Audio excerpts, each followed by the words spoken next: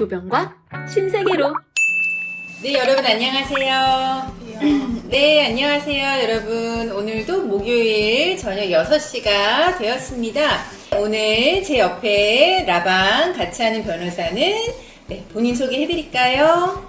네, 안녕하세요. 저는 신세계로 근무 중인 문지영 변호사입니다. 네. 네, 오늘 라방 두 번째입니다. 저번에 라방도 잘해서 오늘도 잘 할 거라고 이제 생각을 하고 있고요. 네, 그리고 저희 스토리에 그 질문 들어온 거가 있는데요. 아들이 지금 28인데 어릴 때 이혼해서 양육비 한 번도 안 받아왔는데 지금이라도 소송하면 받을 수 있을까요? 라고 하셨어요. 어떻게 생각하나요? 양육비 같은 경우는 그 아드님께서 성인이 되신 이후라도 과거에 지급받지 못했던 양육비에 대해서 청구하실 수 있습니다. 그러니까 양육비를 지급받지 못했던 기간을 계산하시고 적정한 양육비 산정하셔가지고 그 금액을 전체적으로 다 청구하셔야 될 것 같습니다. 네, 그리고 이분이 28이라고 하셨는데요. 지금 아드님이 이혼을 하셨던 때가 언제인지가 궁금해요. 저의 기억으로는 2006년도인가? 네, 그때 법원에서 양육비 부담조서라고 하는 게 생겼던 걸로 이제 기억을 하거든요. 제가 이래봬도 내년이면 20년차 변호사여서 2006년도에도 변호사를 하고 있었어요. 그전에는 양육비 부담조서라고 하는 게 없었는데, 양육비 부담조서라는 게 생기면서 그 이후에는 이제 약간 판결과 동일한 효력으로 양육비를 이제 확보할 수 있는 수단이 생긴 거거든요. 그래서 이분 같은 경우는 양육비에 대해서 이혼할 때 정했는지 아니면 정하지 않았는지 이거를 먼저 따져봐야 될 것 같고요. 양육비에 대해서 정했다라고 하면 시효는 10년입니다. 그래서 그거를 지금 28이면 보통 게다가 지금 만 18세까지만 양육비를 받을 수가 있거든요. 그러면 18세 양육비 28이다 그러면 10년이 끝났을 수도 있어요. 그래서 요거 잘 계산해 보셔야 될 것 같습니다. 네, 그리고 지금 실제로 양육비를 잘 안 주는 경우가 많나요? 라고 하셨어요. 네, 사실 그 양육을 하지 않은 비양육자가 양육비를 지급해야 되는 건 정말 당연한 의무입니다. 근데 그럼에도 불구하고 그런 의무를 회피하고 그렇죠? 양육비를 지급 안 하는 사례가 사실 너무 많아서 그 부분이 항상 문제가 되고는 합니다. 그러니까 양육비를 주겠다고 약속을 해놓고서도 주지 않는 경우가 덜어 있고 네. 애초부터 주지 않겠다라고 하거나 아니면은 적은 액수만을 지급하겠다라고 하거나 그러니까 이걸로 좀 분쟁이 많이 있는 것 같습니다. 네. 맞아요. 실제로 통계를 보면 양육비 그렇게 잘 지급 못 받는 경우가 이제 많죠. 그리고 아까 댓글 중에 변호사님 스트레스 관리 어떻게 하시나요? 라고 하셨는데, 문 변호사는 스트레스 관리 어떻게 하나요? 저는 사실 조카랑 시간을 보내면서 조카랑? 좀 네. 힐링을 하는 편입니다. 그렇군요. 네. 뭐 아는 분들은 아시겠지만 저는 이제 태극권을 하면서 스트레스 관리하는데 태극권으로도 안 되는 경우에 이렇게 케이크를 먹으면 좀 확실히 풀리기는 합니다. 태극권보다 케이크인 것 같아요. 오늘 저희가 준비한 케이크는 저는 티라미슈 그리고 우리 문 변호사는 바스크 치즈 케이크 저희가 이렇게 준비해서 먹고 있는데 문 변호사도 한 입 먹어요. 한 입도 못 먹은 것 같네요. 네. 네, 그리고 저희 스토리 질문에 친정 아버지 돈인데 제 명의 계좌로 넣어둔 돈이 있는데 이혼하게 되면 이것도 재산 분할해야 하는 건가요? 라고 하셨어요. 어떨까요? 원칙적으로 계좌 명의자가 지금 질문 올려주신 분이라면 사실 계좌 명의자의 재산으로 봅니다.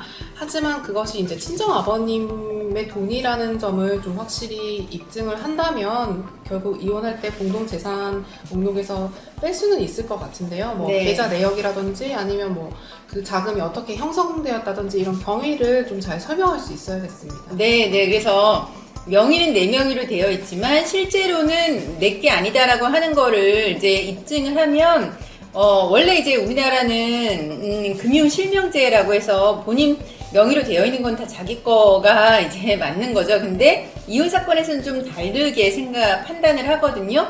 그러니까 그런 부분을 잘 입증을 하시면 될 것 같아요. 네, 배우자의 육아 전담도가 낮아도 이혼 사유가 될 수 있나요? 라고 하셨어요. 법상 재판상 이혼 사유 중에 혼인 관계를 지속하기 어려울 정도로 중대한 사유가 있는 경우에 이제 이혼할 수 있다라는 게 있는데, 육아 전담도가 단순히 조금 부족하다고 해서는 그 정도에 이르지는 않을 것 같고요. 네. 만약에 그게 정말 혼인 관계를 정말 파탄될 정도로 아이를 방치하는 수준이라거나 뭐 그 정도에 이른다면은 충분히 사유가 될 수 있지 않을까 생각합니다. 그 얼마 전에 상담 오신 분도 본인이 이제 쌍둥이를 육아를 하는데 남편이 아무것도 안 도와줘서 분리수거를 하러 나갈 때도 쌍둥이를 유모차에 태우고 본인이 다 분리수거를 해야 된다라고, 네, 너무 힘들다 이렇게 이야기하신 분이 있었는데, 육아 힘들거든요. 네, 저는 뭐 일하느라 이제 나와 있었지만 처음 출산하고 집에서 있는 동안만 해도 좀 우울해지는 것 같더라고요. 그래서 많이 도와주시는 게 꼭 필요합니다. 다시 태어나도 하고 싶은 일 3가지는 무엇인가요? 질문이 다시 태어나도니까, 네, 다시 태어나도 하고 경험했던 싶은 일 일. 중에 네, 여쭤보신 네. 거겠죠? 네. 글쎄요. 일은 아닌데 사실 저는 여행을 되게 좋아해서 다시 가고 싶은 여행지 뭐 이렇게 또 생각이 들기는 한데 아이슬란드에 갔었던 적이 있었는데요. 거기서 아이슬란드요? 이제 네. 빙하도 보고 네. 약간 오로라 보고 약간 조금 초자연적인 그런 느낌을 받았던 게 사실 저는 좀 다시 태어나도 한 번 더 해보고 싶다, 약간 그런 느낌을 주는 것 같아요. 하나, 2개, 2번째는요? 3가지. 3가지요? 네. 또 뭐가 있을까요? 나는 다시 태어나도 변호사 하고 싶긴 하고요. 태국권, 고양이 키우기. 네, 이렇게 딱 3가지인 것 같아요. 네. 네. 문 변호사 한번 2가지 더 생각을 해보고요. 한번 해보겠습니다. 네, 그리고 이제 또 스토리 질문 중에 보면 합의 하에 양육권을 옮기려고 하는데 변호사님 도움이 필요할까요? 진행 방법도 궁금해요. 네.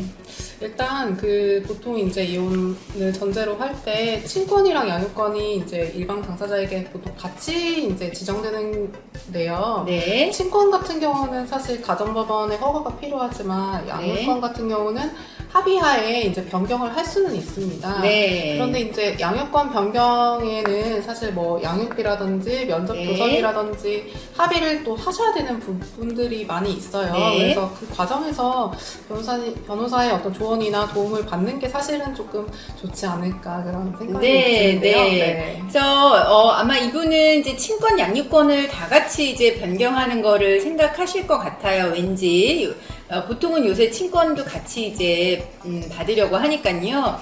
친권 변경은 이제 법원에 청구해서 하셔야 되고 두 분이 이제 합의하셨다고 되는 건 아니에요. 근데 지금 우리 문 변호사가 이야기를 한 것처럼 양육비나 면접이나 이런 부분에 대해서도 원만하게 합의가 된 거면 변호사 도움은 필요 없지만 그런 부분에 대해서 도움이 필요하다고 하면 변호사 도움은 받으시는 게 좋을 것 같긴 합니다. 네, 20대에 이것만은 해봐라 이런 거 있을까요?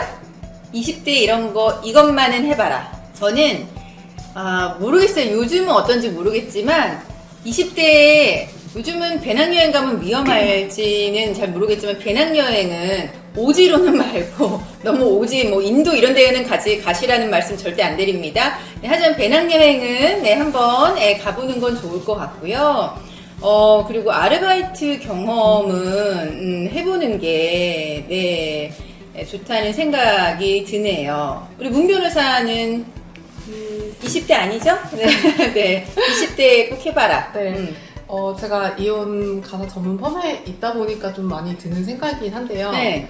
20대 때 연애도 많이 하고 사람들도 좀 많이 만나면서 경험치를 좀 올려서 결혼을 할 때 좀 네. 좋은 사람을 선택할 수 있는 연애를 많이 해봐라. 그거 좋죠. 그랬으면 좋겠다. 그런 맞아, 생각을 맞아. 좀 많이 합니다. 그래서 연애도 많이 하고 네. 조금, 낯선 사람도 이렇게 물론 위험하면 안 되겠지만 네. 좀 경험도 많이 하면서 사람 볼 줄 아는 눈을 조금 키우는 게 사실 좀 그게 뜻대로는 되지 않겠지만. 그렇죠. 근데 로스쿨 가려면은 네. 그렇게 할 수 있어요? 근데 주변에 보니까 또 연애도 다 하시면서 또 아, 잘 그래요? 하시니까. 요새는 능력자들이 많으니까. 그죠? 네.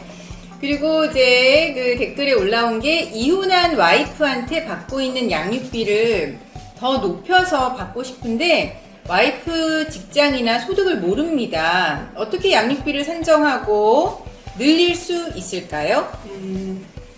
일단 양육비를 이제 금액을 기존에 합의하신 거에 대해서 변경을 하시려면 그에 합당한 사유가 있으셔야 됩니다. 그죠? 아마 뭐 와이프분께서 뭐 소득이라든지 수입이 뭐 증가하셨을 걸로 예상이 되는데요. 그렇다면은 이제 그 부분을 청구를 하시는데 보통 이제 그러니까 법원을 통해서 국민건강보험공단이라든지 뭐 이런 국세청이라든지 이런 사실조회 등을 통해서 어느 정도 객관적인 자료를 얻을 수 있을 것 같아요. 네. 그러니까 그런 거를 바탕으로 해서 좀 더 이제 높아진 양육비를 산정해서 지급받으실 수 있지 않을까 그런 생각입니다. 네, 양육비에 대해서는 법원에서 한 번 정해졌다고 해서 그거를 변경할 수 없는 게 아니고 여러 가지 사정으로 변경할 수 있다라고 하거든요. 그리고 재판에 들어갔을 때는 상대방의 소득은 이제 알 수가 있어서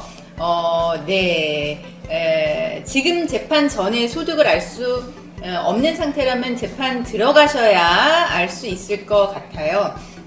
저희 이제 진행하거나 이제 상담받았던 사건 중에 이제 이혼은 했는데 상대방이 돈 못 번다 그랬는데 아이 만나러 면접 올 때 막 외제차를 뭐 타고 온다던가 뭐 집을 뭐 샀다라고 이제 애가 면접 가면 이제 그 집을 보고 오잖아요. 아빠 집 엄청 좋다. 뭐 이런 이야기를 하면 당연히 양육비를 좀 더 받고 싶다는 생각이 들 수밖에는 없는 거죠. 예. 별거할 때 혼수 챙겨오면 소송에 많이 불리할까요? 라고 하셨어요. 불리하다기보다 오히려 그걸 나중에 회수하기가 어려우신 상황이 네. 있을 수도 있으니까 챙겨 나가셔야 될 것 같은 생각이 드는데 어떨까요? 네, 그게 이제 두 분이 사실혼이냐, 혼인신고를 했냐, 이런 거에 따라 이제 다르긴 한데요. 내가 한 혼수는 이제 결혼 전에 마련한 이제 혼수, TV, 냉장고, 이거는 내가 구입해서 결혼을 한 거잖아요. 여자분 입장에서는 사실 그래서 법적인 소유권은 구입한 사람한테 있습니다. 그래서 그걸 가지고 나오는 거는 구입한 사람이 가지고 나오는 거는 법적으로 문제가 안 되세요. 예. 근데 만약에 부인이 구입한 거를 가지고 나온다? 그럴 때는 법적으로 절도라고 하는 거가 이제 문제가 될 수 있는데 법적인 부부지간에는 친족 상도례라고 하는 걸로 처벌은 안 되긴 합니다. 하지만 이 부분은 약간 민감한 부분이 있을 수 있으니까 만약에 소송을 진행을 하고 계신 중이라면 변호사 상담을 꼭 받고 하셔야 됩니다.